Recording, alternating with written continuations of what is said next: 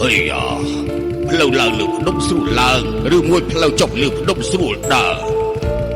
ឡើងលើភ្នំពិបាកចុះពីលើភ្នំស្រួលនេះគឺជាការយល់ឃើញរបស់ចាស់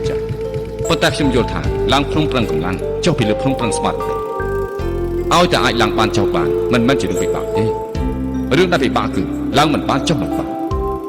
ហើយគេក៏និយាយដែរថាពេលដែលចាស់ទៅដើរក៏លំបាកមនុស្សយើងកើតមកជួបនៅបញ្ហាធំមួយនោះគឺរៀនតានៅពេលដែលចាស់ដើរមិនរួចក៏ជួបបញ្ហាធំមួយដែរឆាកជីវិតរបស់មនុស្សយើងគិតតែពីរឿងដើរក៏ប៉ុន្តែពេលវេលាភាគច្រើននៃឆាកជីវិតមនុស្សលោកគឺនៅលើគ្រឿងគ្មានផ្លូវដើរបានលោកម្ចាស់ខុសហើយ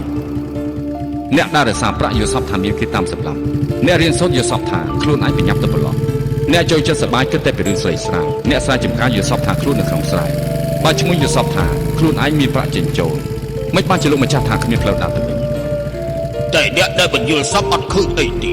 អ្នកដែលមិនយល់សពហៅថាដេកលំងក់ហើយក៏ហៅថាស្លាប់អ្នកដែលដេកស្លាប់មានរឿងអីត្រូវយល់សព